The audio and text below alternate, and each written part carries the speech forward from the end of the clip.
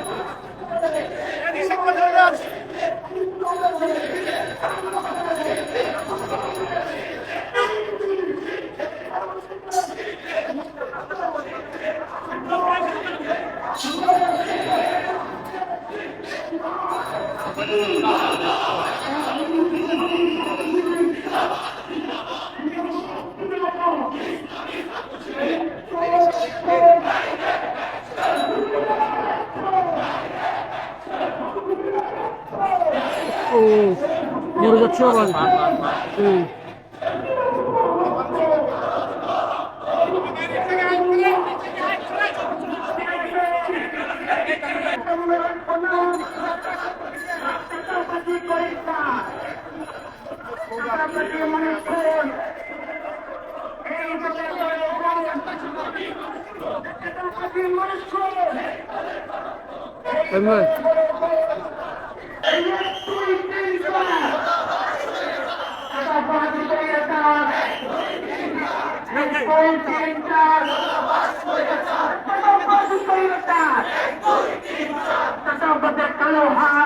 দাও কুড়ে দাও শিবির শিবির শিবির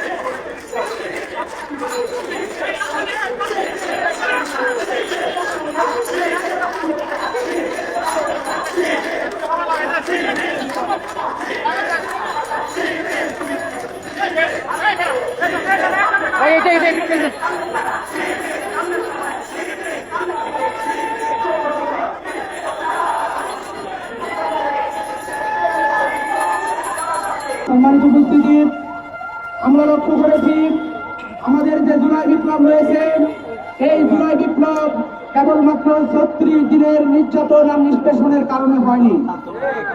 এই জুলাই বিপ্লব হয়েছিল গত 17 বছর যারা খুন, গুম, হত্যা, রাহাজানি, টেন্ডারবাজি, চাঁদাবাজি, অস্ত্রবাজি যারা করেছিল, এই টেন্ডারবাজি, অস্ত্রবাজির কারণে এদেশের মানুষ অতিষ্ঠ হয়ে তাদের বিরুদ্ধে একটি সর্বাত্মক লড়াই নেমেছিল। আমরা লক্ষ্য করেছিলাম তাদের যে ছাত্র সংগঠন, এই নিষিদ্ধ কুলাঙ্গার ছাত্রলীগ একের পর এক মানুষের মাঝে চাঁদাবাজির মাধ্যমে মানুষকে অতিষ্ঠ করে তুলেছিল।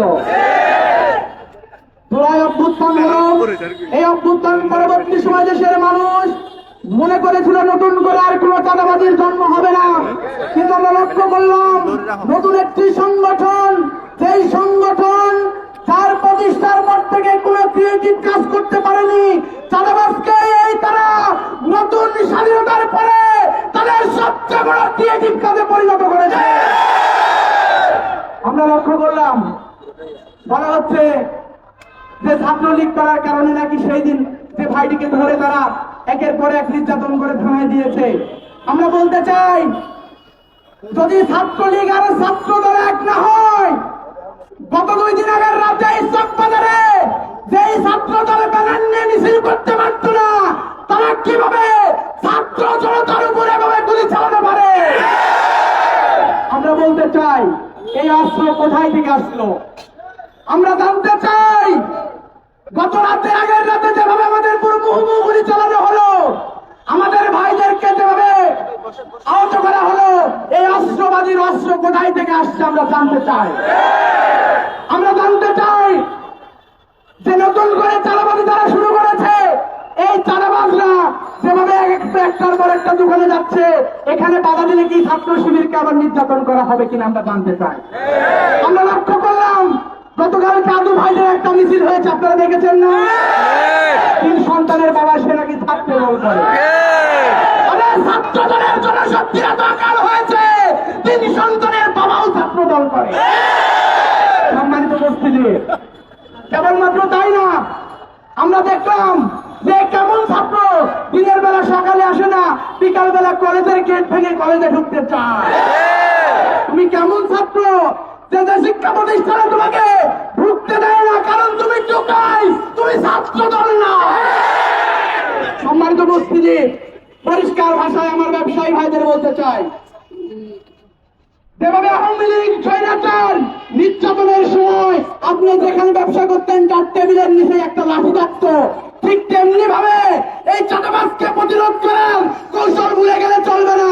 যেখানে বসে থাকতেন তার নিচে একটা লাঠি থাকবে, সুযোগ পেলেই চাঁদাবাজকে লাল করে। সম্মানিত ভাইরা, আমরা বলতে চাই, ছাত্র শিবিরকে টার্গেট নিয়ে আগানোর চেষ্টা করা হচ্ছে। এই চট্টগ্রামে ছাত্র শিবিরকে যদি টার্গেট নিয়ে আগানোর চেষ্টা করা হয়, আমরা পরিষ্কার ভাষায় বলতে চাই, এই বীর চট্টলা ইসলামী আন্দোলনের শিকড় অনেক গভীরে। আপনি যদি মনে করেন সিঙ্গার লেস দিয়ে আপনি কাউন্সিল খাবেন, তাহলে বড় ভুল হয়ে যাবে। পরিস্থিতি সামাল দিতে পারবেন না। উদাহরণ আহ্বান রাখতে চাই, ছাত্র শিবিরের ভাইরা, আমাদেরকে এই সমাজে সচেতন ভূমিকা পালন করতে হবে। যেখানে নির্যাতিত মানুষ, যেখানে নিষ্পেষিত মানুষ, ইসলামী ছাত্র শিবির সেখানে দাঁড়িয়ে কাঁধে কাঁধ মিলে প্রতিরোধ করে তুলতে হবে ইনশাআল্লাহ। সবাইকে আহ্বান রেখে প্রোগ্রামকে সফল করার জন্য সবাইকে অসংখ্য ধন্যবাদ জানাচ্ছি। আসসালামু আলাইকুম ওয়া রাহমাতুল্লাহ। আসসালামু আলাইকুম ওয়া রাহমাতুল্লাহ। আপনারা ইতিমধ্যে জানতে পেরেছেন আজকে আমরা কেন রাজপথে নেমেছি। আপনারা জানেন, গতকাল আমরা ছাত্র দলের ব্যানারে ঢুকা এবং সন্ত্রাসীদের একটা মিছিল আমরা দেখেছি। সেদিন তারা যে স্লোগান দিয়েছিল, জামাত শিবির রাজাকার, এই মুহূর্তে বাংলা ছাড়। আরেকটি স্লোগান দিয়েছিল, 1টা 2টা শিবির দল, দয়রা দয়রা সবাই কর, এটা কাদের স্লোগান তো আপনারা জানেন? তারা এই স্লোগান দিয়েছে, তারা কে আছে কোথাও? আমরা তাদেরকে বলতে চাই, তারা আমাদেরকে বাংলা ছাড়ার ঘোষণা দিয়েছিল, তারা বাংলাদেশ ছেড়ে পালিয়েছে।